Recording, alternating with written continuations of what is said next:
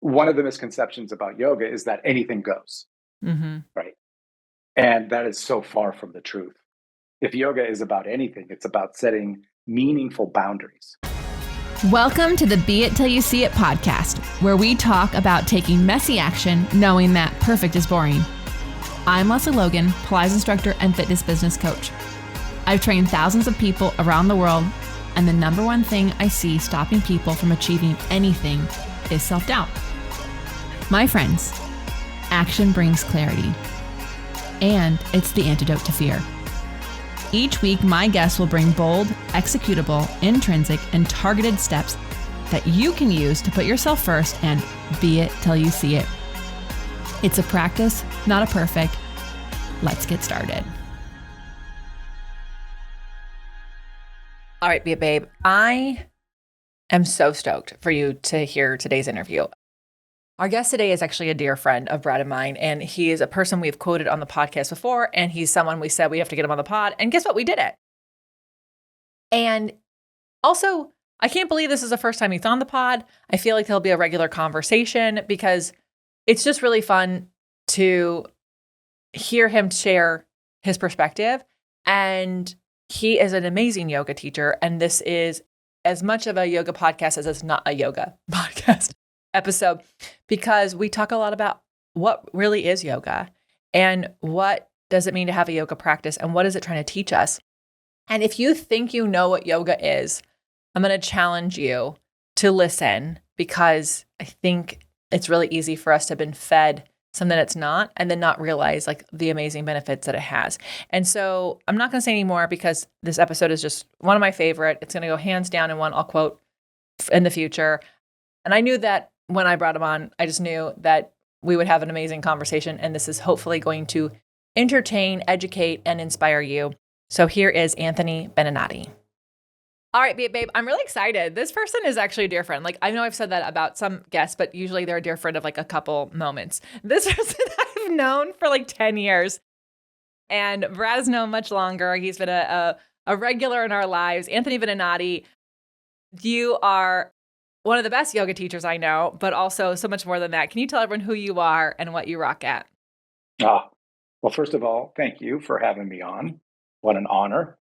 Who am I? Anthony Benenati, you said my name. I am, believe it or not, a yoga teacher, a professional yoga teacher. I've been doing this for 32 years now, which when I tell people that I teach yoga, they have immediate this vision of what that might be. Yes, you should be in white. I should be in white, or with a glow. It's not very serious, or right. Everybody has their assumptions of what yoga is. Yeah. Which my job is to help educate and instruct on what the practice truly is, versus what it has become, the practice that sort of everybody knows now, versus really what it truly is and what its goal is. Yeah, I feel like we could also like talk about that for hours, because I had someone send me a reel of a guy on a reformer with a like stationary bike in his hands and feet. And it was a joke. It was like an April Fool's joke. And he's like, okay, guys, like this class, we get cardio and core. And like, he's holding the bike. It's obviously a joke, but like someone sent to me and I'm like, the fact that this is so hilarious that people who've never done Pilates before are sending this to me tells me that what people think Pilates is has strayed far from what Pilates is. So I feel like I can understand that. And I find myself constantly educating people a little bit like, well, yes, those are Pilates exercises. And so, but it's not the inherent reality of it is. And so I feel like I understand that plight, that journey you're on in a little bit. You and I have had this conversation many times before, because you're so close to the source of it. And that's what I love about what you do, what you teach, and where I am and what I teach, is that there's a lineage. Yeah. And you're very close to the source. And the closer you are to the source, the more authentic the teaching. Yeah. The further down the line you get disconnected from that core source, then everything starts to get watered down and miscommunicated. Yeah. Lots of stuff gets forgotten. Yeah. Well, it's like the game of telephone. Like, I mean, like when you play that game in school, like the further it goes down the line, the more warped it gets. Yes. And it's funny, but also like that is the reality. Can we take a step back? Because like a yoga instructor of 32 years, that is a long time. And I think like there's not many of you. I mean, there's many of you probably in India and other places, but like there's not many of people who've had that many decades and have studied the way that you have. Like, did you grow up like doing yoga? Did you want to be a yoga teacher? No, this story is pretty remarkable. No, I did not grow up with yoga. In fact, I didn't really understand what yoga was until I was literally introduced to it after I moved here to LA. So I've been in LA since 1991. Before that, I was in the military. I was in the Air Force. And when I was in the Air Force, I was a competitive power lifter. And I played sports all my life. So my body was pretty wrecked in my 20s. I had shoulder surgery and a knee surgery already. And I remember I was waiting tables and I had met this girl and I was taken by the way she sort of carried herself. She walked very upright, almost royal. And I thought, it's LA. Everyone's moving to LA to become an actress. And I thought, okay, this girl, right? She's like telling her family, I don't want your money. I'm moving to LA and I'm going to be an actress. So I asked her and she laughed in my face and she lifted up the back of her shirt and she showed me a 13-inch scar on her spine. And she told me that when she was young, she had this incredible S-curve in her back and she was in a full body cast from her neck all the way down through her torso. And I said, oh my God, that sounds painful. And I said, how do you move? You can't. I haven't seen you bend. She goes, I can't. The only thing I can bend is my hips. I can turn my hips, but I cannot bend my back. I said, well, what do you do for relief? And she said, I do yoga. And I was like, well, explain, what's that? And how does that help you? And she said, I'd love to explain it, but I don't think I can. Why don't you just come to a class? So I did. And, me then, I was really big. I had all this muscle mass, right? And I went to my first class and I could not finish the class. It kicked my butt. And my ego got triggered. And one of the things that's important for me as a teacher now when I teach my students is that yoga doesn't see things in good and bad. Yoga sees things in does it work or not? Mm-hmm. And at the time, ego served me because it made me go back and it made me go back and it made me go back. At the time, the reasons, because I think I was going to get it. And that's fine. For whatever reason someone enters into the practice is fine. You're there. That's the important part. We can work on the why, and the why always evolves as you get along through the practice. But for me, I tell people, ego brought me to yoga. And it kept me there. Yeah. I think, isn't it interesting, like, because I work with teachers and they're like, oh, I don't want to work with people who want to lose weight. And I'm like, you don't have to promise them anything you can't do. But if that brought them into the space, I would much rather like someone who's not going to manipulate or use them or lie to them, to be the safe landing for them to find a movement practice that can help them love the body that they have.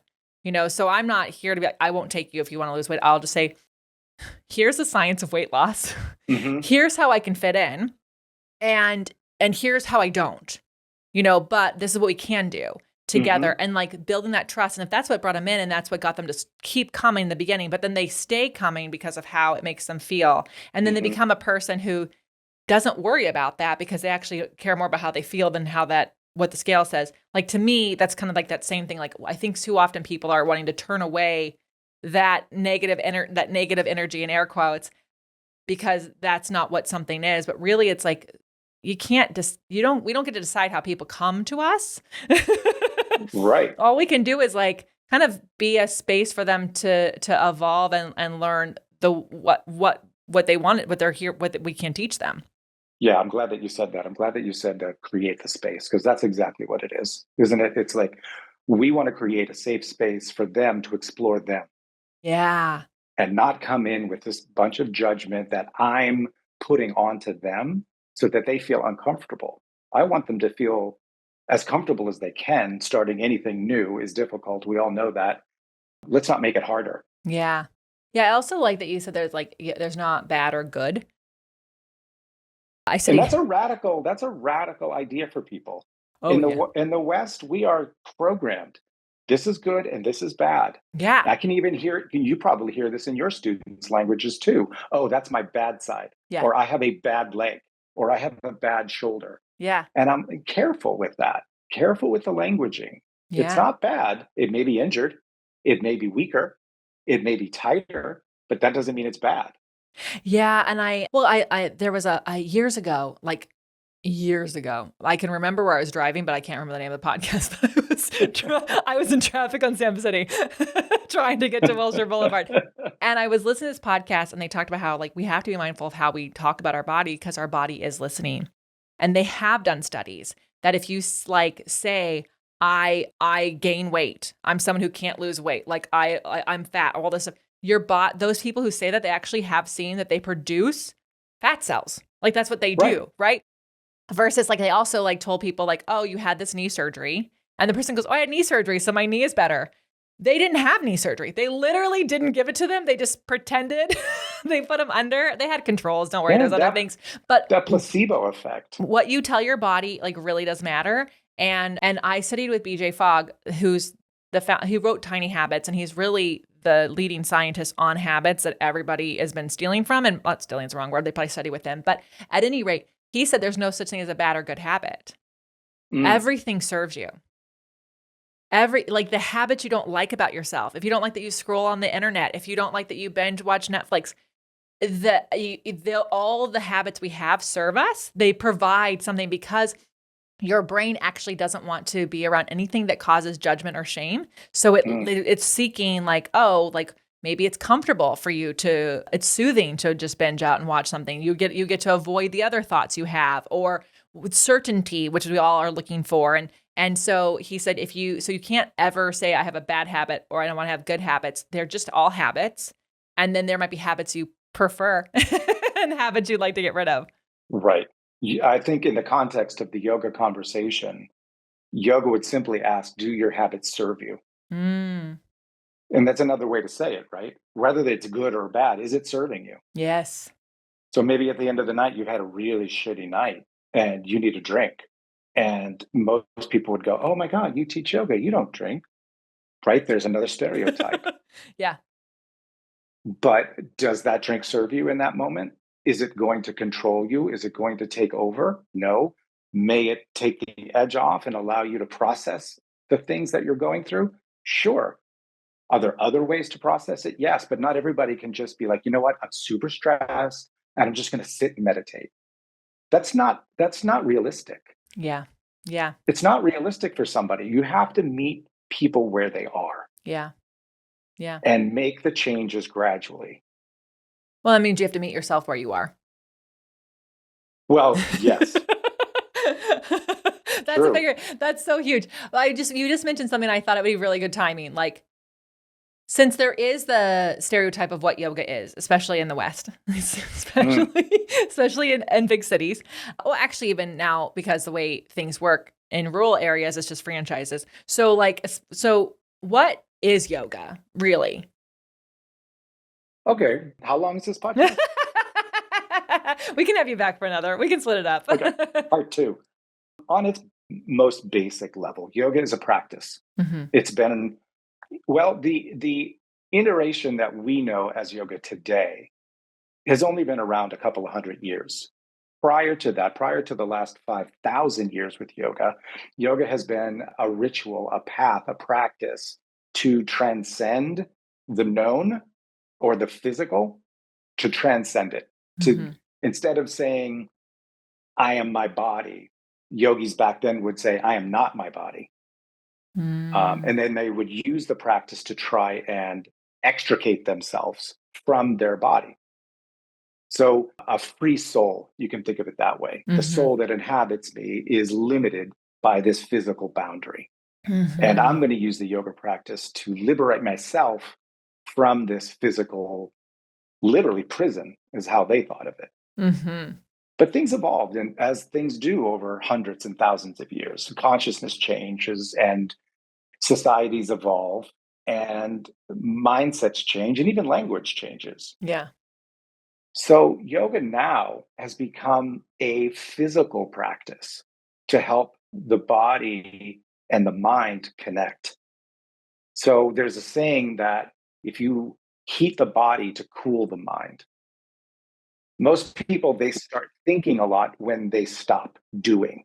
And that's why a lot of people are just doing all the time. Do. And there's no room for thinking.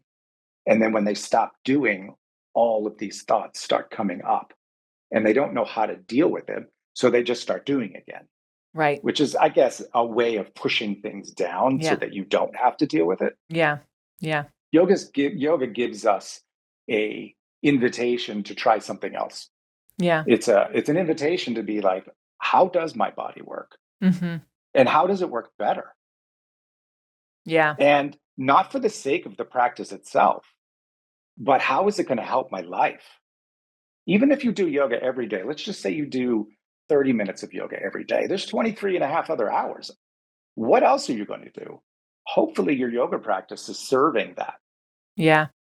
Yeah. 30 minutes, everyone, is 2% of your day. If you want to do the math, it's 2%. And so if you can't give 2% of yourself to something that helps you become better, the other 98%, like I love that. I love the way that you described it. I think that it's really true. And I think it kind of like takes it away, because I think people get caught up in the process of yoga, the poses or the styles. And that's just all a process, which no one really, like, in the world of marketing, guys, sells nothing. No one cares about the process. They care about the transformation, the idea of, like, you know, you said, like, breaking free of this limiting thing. That would be like the thing, the promise. Let's go back. We kind of got the ego kept you going to yoga. Why did you know you wanted to be a teacher? Like, because I had the same thing. I went to Pilates kicking and screaming, to be completely honest. And I thought it was a bullshit infomercial workout. And then I loved it. And then I kept going back because I felt really good. And it wasn't until someone said I should be a teacher that I even thought about being a teacher. So how did you become a teacher? I mean, like 32 years. Take us back. That's exactly right. It was my teacher at the time that had he told me after class. Now this was, maybe a year and a half into starting with him. But he said, because we've had multiple conversations, not just in the classroom, but outside, we'd go and have tea or whatever. And he goes, have you ever thought about teaching yoga? And I said, absolutely not. I mean, what would I do that? I barely know the practice. He says, I understand that, and I can get you more information, but I see something in you that I think will help other people. And I think what he saw, and after teaching a whole bunch of teacher trainees myself, the most effectual teacher is someone who understands how people get to the practice. And what I mean by that is, for instance, if I grew up in the yoga tradition and my parents were teachers and I had been doing yoga all my life, and I never really understood the struggle of a tight body, of not being able to do the poses, of not understanding the language, of having no connection to yoga whatsoever, then I couldn't offer that to anybody else coming into the practice. Because some of the teachers that I train who are super flexible, for instance, they never understand what it's like not to be. So it's hard to have empathy for the student that is having a very difficult time doing the most basic movement. And I think empathy is such an important factor to be a great teacher. You have to be able to put yourself in their shoes. Yeah. Or barefoot, as it would be in a yoga studio. Yeah. I agree. Like, I think, I used to be embarrassed by, like, how I thought so negatively about Pilates. And when I realized it was actually probably the way that made people trust to even try it out. Like, I also thought it was bullshit. So, but now I got it. And then the other thing, like, I do have one of those hypermobile bodies, but I fractured my tibial plateau right before I met. And I remember like all this fear about like what that meant for my Pilates practice, what it meant for my weight training, my running, everything, right? Was like fear going on. And then I also realized in my own healing how easy I was giving it to people with knee surgeries, because I was just like, okay, like don't move this entire thing. And so I have an injury. I was like, oh, there's actually a lot of things they can do. There's like so much, like, and there's also so much they can't do, but like, like we don't have to like push them, but at the same token, like we can challenge this body because it got injured for a reason. There was an imbalance and that's why that happened. Correct. And we're here to address that imbalance, right? A lot of times yoga is translated as union, which is a very simple, and it's not a direct translation. The root word of yoga is actually thousands of years old, and it's yuj, Y-U-J, and it means to yoke. Now, this is an old-fashioned term.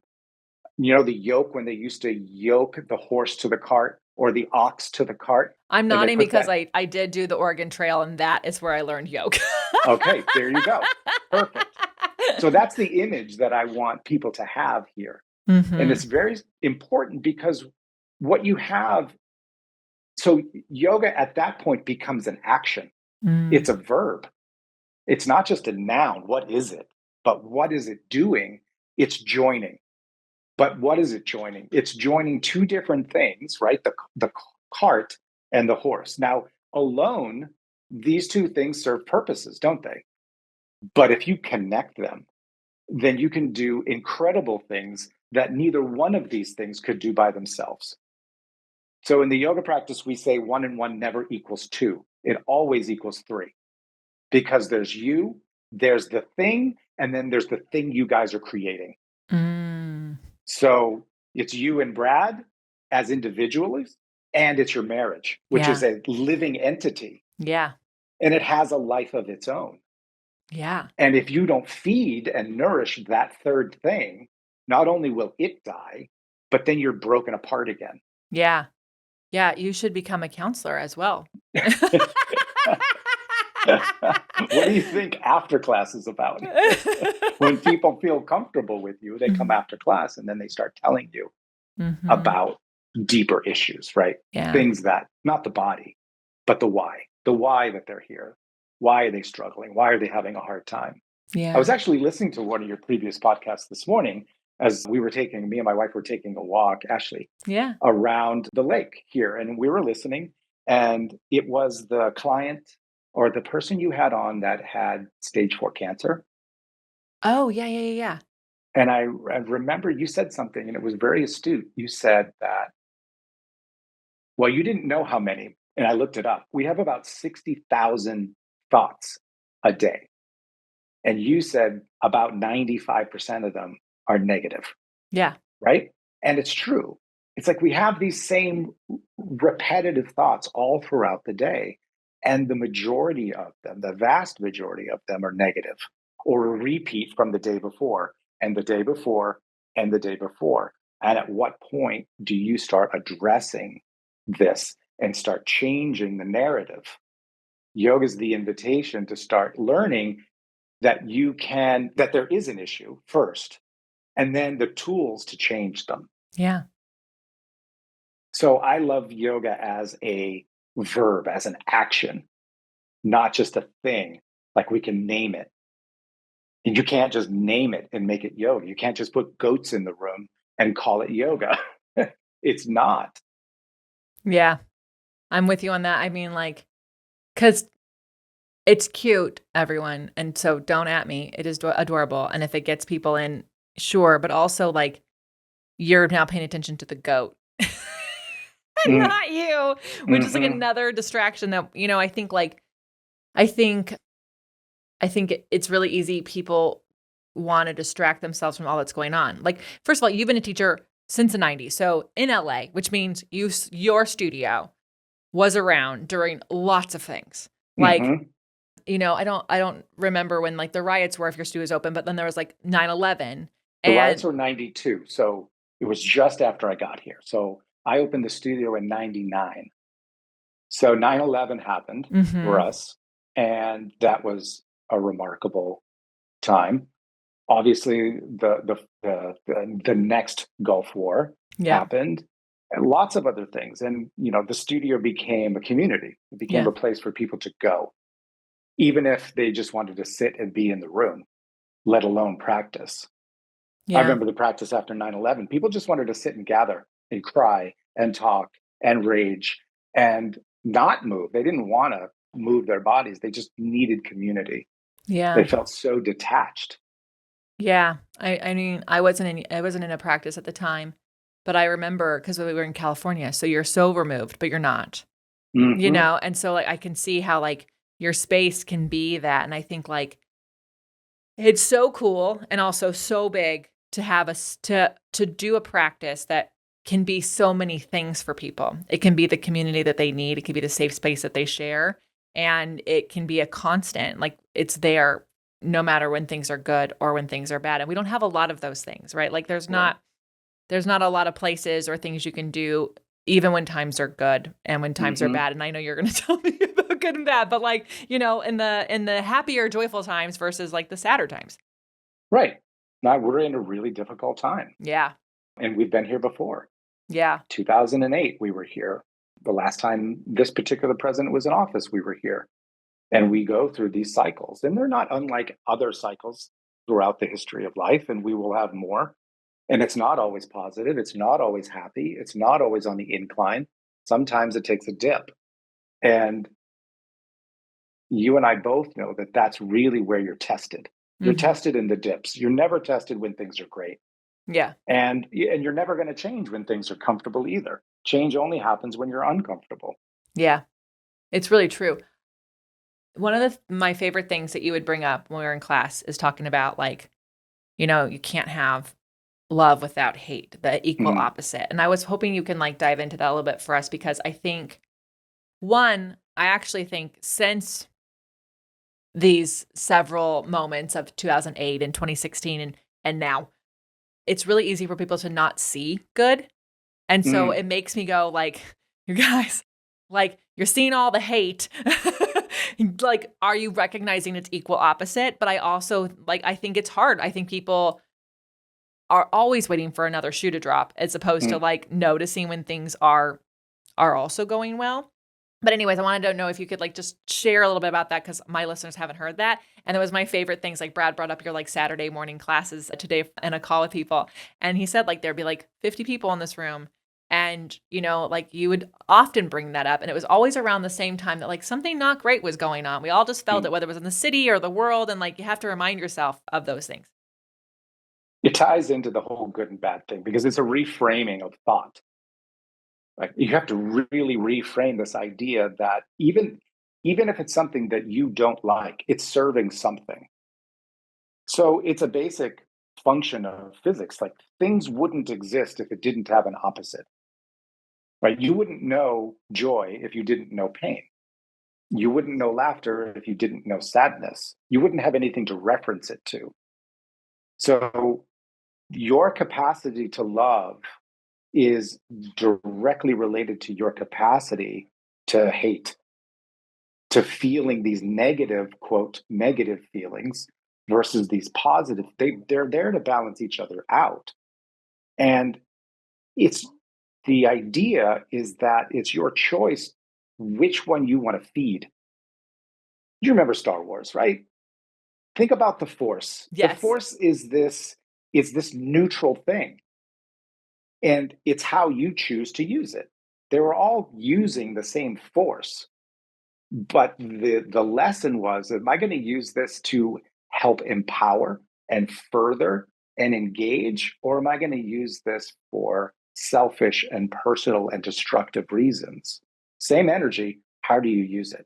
So rather than wasting your time on whether something is good or bad or right and wrong, it really serves you to think, is this serving me? Because like you said earlier, at some point in your life, it served you.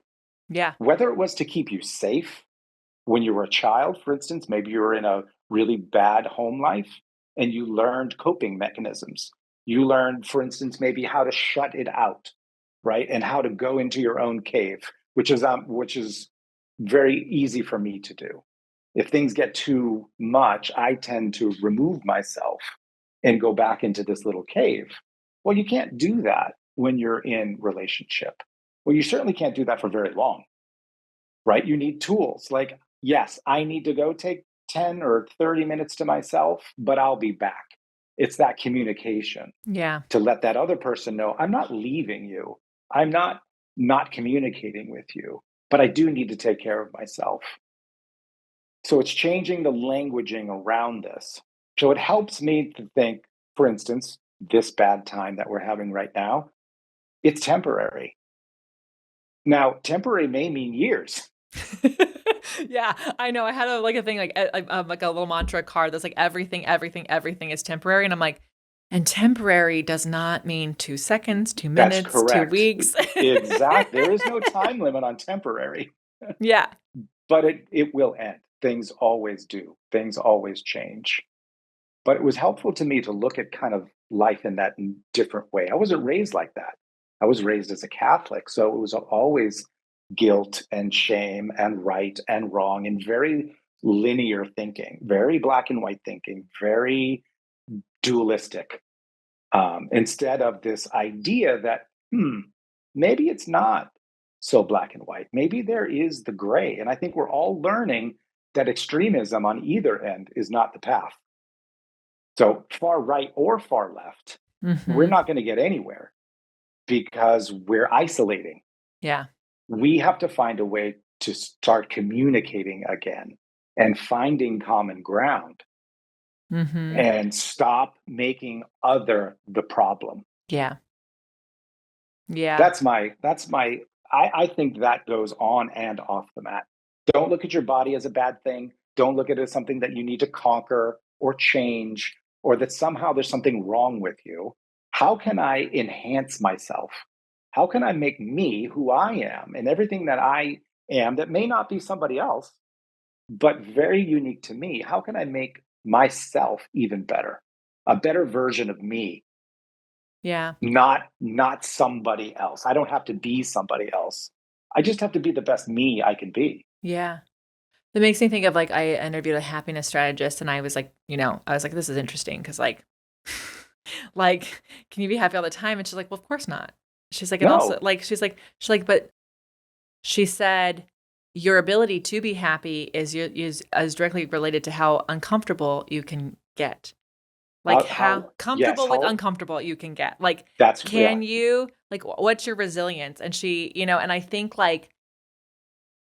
a lot of people have been outsourcing so long how they feel based on like what's going on out in the world and not going back to like how can I make myself the best version because we can affect the people around us more easily.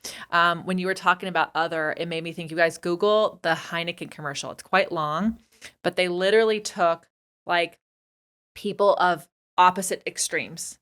And like they took a guy who like voted against gay marriage and then they took a lesbian and they put them in a room together Mm. and they have to like build a desk, right? And like Oh, I and think they or a I think table or a bar. They build something and the guy, like this one guy is like completely, I got this. I can do these things, right? And she's like, and like so they have to work together to build this thing.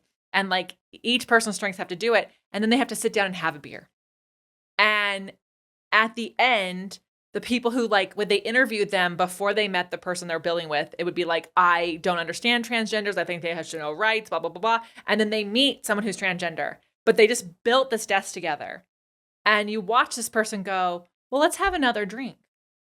And uh, like, so it's really fascinating that like, if we can actually stop, being on the opposite sides and we can actually be together and you get to know people, you're more likely to hear them and listen to them and realize you're kind of like what you think has been influenced by so much by other people who are louder. And you actually love people who are around you more than you know? And so I think that's what's so beautiful about a yoga class or even a Pilates class is they can attract people from all sides of a spectrum and have a shared experience.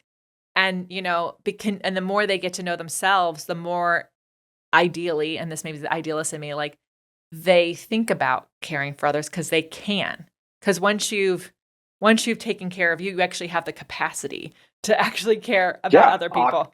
oxygen mask, baby. It's all about putting on your oxygen mask, Yeah. right? You got to put yours on first. You Yeah. can't help anybody else if you're passed out. Yeah. But I like what you said there too, because yoga does want to meet people where they're at. I Mhm. remember I had this woman in class. She always sat up front. And in the beginning of class at that time, we would chant the sound of Om in the Mhm. beginning of the class just to settle the class and get things going. Mhm. And she would never chant. And that's fine. You don't have to, right? It's again, everything's an invitation. But she did come up to me after class one day and we had a conversation and I asked her why. And she says, well, I'm a devout Jew and I feel like I'm sort of disrespecting my tradition if I'm doing something I don't understand. And I said, well, I'm so glad that you brought that up. First of all, yoga doesn't care what you believe. You can believe, you know, orange is God and you can still practice. Yoga doesn't require a belief, it just requires a willingness. Mhm. And I said, well, you're a devout Jew. So what are you comfortable saying? And she said, well, shalom. And I said, well, what's in the middle of shalom? And she said, Om. And I said, exactly. So from that point on, we would chant Om and she would chant Shalom. And she would just hold the Om. It for some reason it gave her permission. It Yeah. was totally fine with everybody else. And then she felt included. Yeah. So I thought that Yeah. was a wonderful story. I love that. I think also giving people permission, right? Like, I think Mm, that's what, people can have permission to move their body, but also be in practice. Like, that's why it's called a yoga practice. And I think that's what it does so well. Something that, like, I call it a Pilates practice. And there are a lot of people like me who call it a practice, but there's also a lot of people who don't understand that and they don't call it that. And they're like, I got to mm, get this. And it's like, I mm. don't know what you're talking about. Like, you're never going to, like, you don't get that. Like, it's your No. body. Your body's different every single day. Like, there are days, like at 6 a.m., I do Pilates, and then at 8 a.m., I work out with you. And my body between those 2 hours is very different. And I'm like, whoa, what happened on my dog walk that this is no longer an option? But I do like that. Okay, I want to go into, because I think, like, you have had so many chapters in your yoga career, and how you are teaching yoga now is very different than what you did for the majority owning a studio and things like that. Like, can we talk about some be it till you see it moments, and like kind of like what are you being till you see right now? You're right. I did go through a lot. When you have a studio for that long, you go through a lot of changes, including me and my original partner. We split, and then there was that moment where you had to decide who's going to fight for this, who's going to get the studio because we both wanted it, and that was all about desire. Do you really want this, and how bad do you want it? And then after that, there were other things that came up. Every time you're being tested, and you will be tested no matter how committed you think you are to whatever it is that you think you want, you're going to continue to be tested. Mhm. And it just is a way to reaffirm, do I really want to be it? Do I really want to do this? For me now, you're right, it is different. My body's different, my practice is different, and not in a bad or a good way, just different. This is a different body than it was when it was in my late 20s. Being it now is, for me, is really being about being authentic to the moment, being authentic to my students, but really being authentic to my own inner voice. Mhm. And every time I get on the mat, the first thing I tell my students is listen to your body. It's going to tell you something different today than it did yesterday. If you come onto the mat with an agenda, most of the time you're going to be disappointed because you don't know that your body's ready to do those things that day, that particular day. Maybe you need something completely different than you thought. We have to be open to that. Mhm. And then the day I decided that my time of studio ownership was over, that was a tough one. That was a really hard day. But the moment I decided to make that shift, I felt so much more freedom. Yoga had changed. Yeah. It really had become corporate at this point. It was being completely watered down. People were barely doing teacher trainings and leading yoga classes. And it just became too much of a struggle to do the business of yoga versus being the teacher. Yeah. But when you own your own business, you never are not working. That's the thing. It's 24/7, right? You don't get to clock out and go home and forget about it. Yeah, there's a reason why I like watch White Lotus. I'm like, because I can't work and watch White Lotus. Like this is me being off. Right. That's how it serves me. Even if it like gives me a little stress and anxiety, I'm like, but I'm not working. Right. So I get it. No, like I mean, like, yeah. And then I'm married to someone I work with, so it's never off. It's never off. Yeah, but I thank you for sharing that because I mean, like, I think a lot of people there's an aspiration to start something or do something or own something, but as you said, you've evolved. Not only has yoga evolved, but you've evolved. Your body has changed, and I think sometimes we forget that as we evolve, we outgrow some roles. Mm-hmm. You know, and like just like you outgrow clothes, like you outgrow a role, and it's like owning a studio serves such a good purpose at the time. Like you had a partner and a family and like all these things, and then it also got to a place where it's like all this is changing, and I have too. You know, but that's so hard to like because it's like a light switch. Yeah. Well, I had felt it, but not really paid attention to it. And you know how your body does. Your body will jump in there and it'll call your attention. And I literally had my one and only panic attack at that moment. It was like, oh yeah, this is a sign you are not in a good place. This, it's time to get out. It's time. This had run its course. Yeah. And that was a hard decision to really give up the thing that you worked so hard to create. But it was also learning that that was separate from who I was, that we were not inextricably connected, that we were these individual things. And we did create a third thing, but that third thing was dying. Yeah. And it was time to change into something else. Mm-hmm. Yeah. Yeah. What are you most excited about right now? Oh my gosh, we are empty nesters. That's the most 25 years of being a parent. I had someone I just interviewed. She's like, I'm a bird launcher. She's like, I've launched all my birds. They're all launched. She's like launched. The positive of that. It is so true. We are so excited about this next chapter for us, which is freedom in a lot of different ways, right? I mean, you're never not the parent, but they don't need you every day anymore. Yeah. They need you when they need you, and happy to be there when they do. Like this morning, my youngest called from college and she stayed on the phone for over an hour. And she just needed feedback. She needed to connect. She didn't necessarily need a ton of advice. You could feel that she needed connection. Mm-hmm. For me, it really is about this next chapter. Our lives are a bunch of chapters. Mm-hmm. And at being, 50, I'll be 58 this year. It's I know, right? Yeah, I can't believe it myself.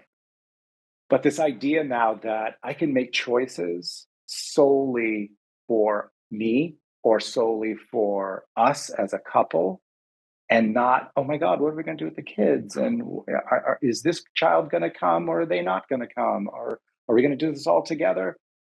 That we can make these choices for ourselves. I'm really excited about that. That's the personal aspect of it. Yeah. Professionally, things have changed. Ever since COVID, everybody went online, which is great. It's a great way to connect to everybody.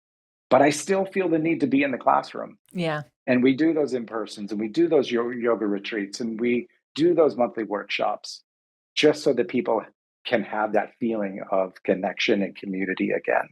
Yeah. I think that's why we do our tours too. Like I love being online because I can impact people without having to travel as much. And also like I need to see bodies in 3 dimensions.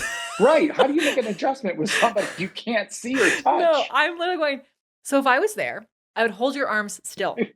Imagine, I'm like, is your child around? Can they grab your arms and hold them? Hold their arms. Okay, now go. That's so good.